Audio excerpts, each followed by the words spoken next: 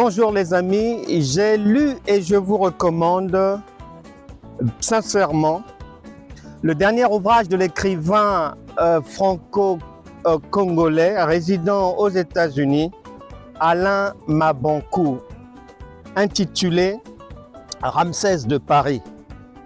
De quoi s'agit-il? Du côté de Pointe-Noire, Afrique équatoriale, au bord de l'océan Atlantique, un jeune Berado, mais Berado est lié par une solide amitié avec un aîné à lui dénommé Benoît.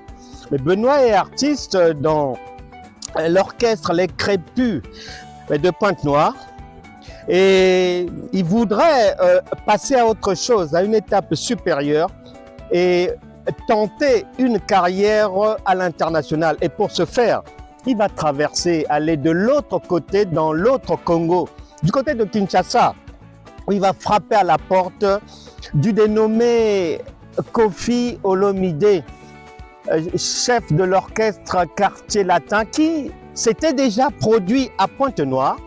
Et Benoît et les Crépus de Pointe-Noire avaient joué en première partie. Après cela, donc, il va tenter d'aller convaincre Koffi Olomidé de l'intégrer dans le Quartier Latin. Le patron des Crépus de Pointe-Noire avait poussé le culot jusqu'à se terrer en face du domicile de Koffi Olomidé, dans le quartier de Montfleury, que les Quinois considèrent comme le Beverly Hills de Kinshasa. Lorsque la vedette était enfin sortie de son immeuble, Villa del Pirlo, pour entrer dans sa Bentley, précédé de son chauffeur et de 3 sbires, Benoît avait sautillé sur l'occasion et avait hurlé, tel un aficionado désespéré. « Grand frère Koffi Olomidé, c'est moi Benoît! Vous vous souvenez de moi, hein? Je suis venu de Pointe-Noire, rien que pour vous rencontrer. » Le trio de sbires avait érigé une grande muraille de Chine devant le musicien. Mais celui-ci l'avait brisé, demandant au cerbère de s'écarter un tout petit peu.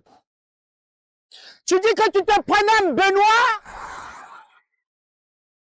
et que tu es musicien, hein? De quel orchestre? » La vedette ne se souvenait plus du tout de lui, plongeant Benoît dans un état de stupéfaction, surtout qu'elle avait ajouté. « Donc tu prétends que tu as joué en première partie de mon concert à Pointe-Noire? Il y a 2 mois de cela,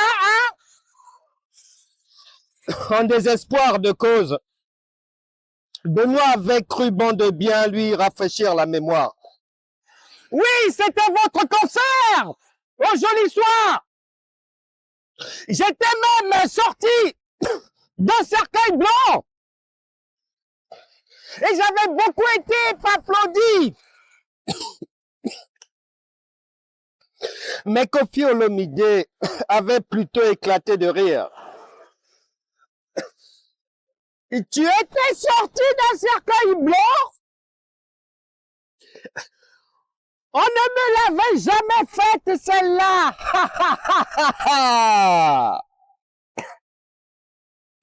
Le célèbre artiste voulait vite s'échapper de celui qu'il prenait pour un des casse-pieds qui avaient raté leur vocation et qui venait larmoyer régulièrement devant le portail de sa somptueuse Villa del Pirlo. Et finalement, la tentative d'intégration dans l'orchestre Quartier Latin du côté de Kinshasa n'avait pas abouti. Mais Koffi Olomidé, ne l'ayant pas reconnu, bien qu'ayant sollicité Benoît et les Crépus de Pointe-Noire pour, à l'époque, la première partie de son concert à Pointe-Noire.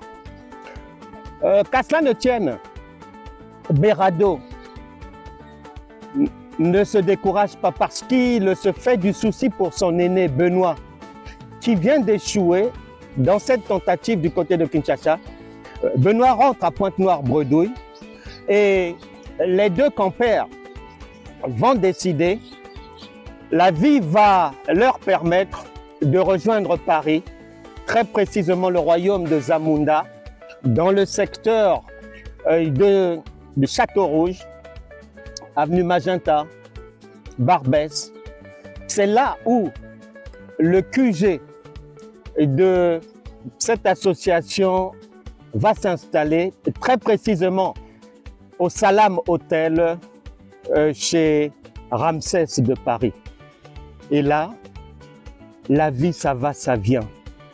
Beaucoup d'histoires, histoires de copines, ça se met, ça se défait.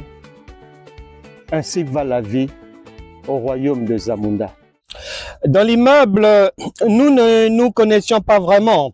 Par exemple, Rudolf Kossa ne parlait pas à Papa Rolls, qui lui-même ne parlait pas à Grace, qui elle-même ne parlait pas à Karine Mokonzi, et qui elle-même ne parlait pas au puissant Hera, qui lui-même ne parlait pas à la tapageuse Mama Congo, considérée comme celle qui était arrivée la première dans ce squat, et qui fricotait parfois avec Benoît, les jours où ce dernier ne rentrait pas avec une compatriote croisée dans un bar du royaume de Zamunda. Elle fricotait aussi de temps à autre avec moi, mais seulement quand Benoît n'était pas là, et qu'elle pensait ainsi le punir, et j'ignore s'il l'a su. Plus tard, lorsqu'Héra le Puissant était parti vivre en Suisse, que Papa Rolls avait fait la connaissance d'une blonde dans une banlieue et la blanche parlait maintenant notre lingala, que Grace Mbizi faisait les yeux doux à un richissime Congolais de Brazzaville qui préférait la payer pour ne pas sortir avec elle. Que Karine Mokonzi était devenue une personnalité importante de la communauté congolaise à Bruxelles avec ses collections de chaussures qu'on lui enviait. Que Rudolf Kossa avait choisi de migrer vers Londres où s'était déjà installée une autre compatriote, la chroniqueuse culturelle Bibi Lunga. Et ce territoire londonien était contrôlé par un couple congolais richissime, le commandant Cousteau Kinkela et son épouse Tutu Ngoyi, millionnaire en livres anglaises et non en francs CFA ou en euros, précisait Bibi.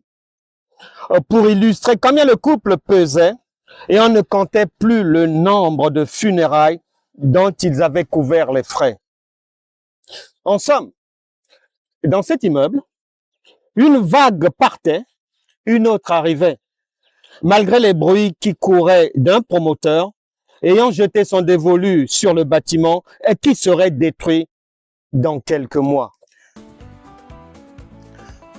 Dans ce royaume de Zamunda, ça va, ça vient.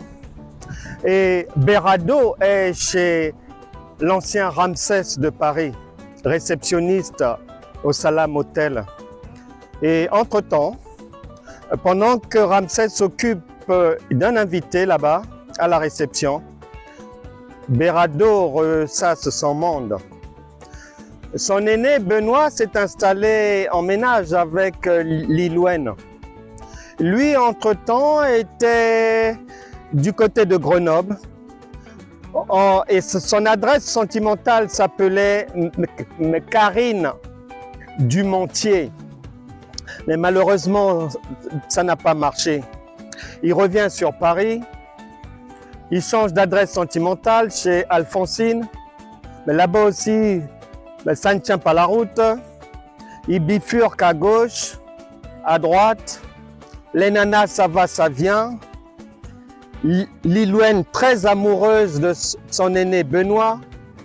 Et l'histoire voudra que Berado, le petit frère intime du grand Benoît, récupère l'ex-adresse sentimentale de son aîné Benoît. Mais en cachette, bien sûr.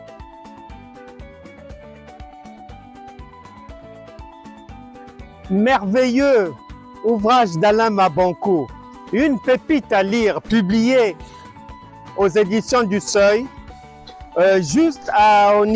lors de cette rentrée littéraire, un ouvrage de 257 pages, un régal. Et je précise également que l'ouvrage d'Alain Mabanco, Ramsès de Paris, a été écrit dans un style particulier, non habituel, un style qui n'obéit pas en fait aux recommandations académiques classiques. En abrégé, ce style est appelé Snowprack. Vers 11 heures du matin, au moment de libérer la chambre d'hôtel, elle m'avait soudain paru triste.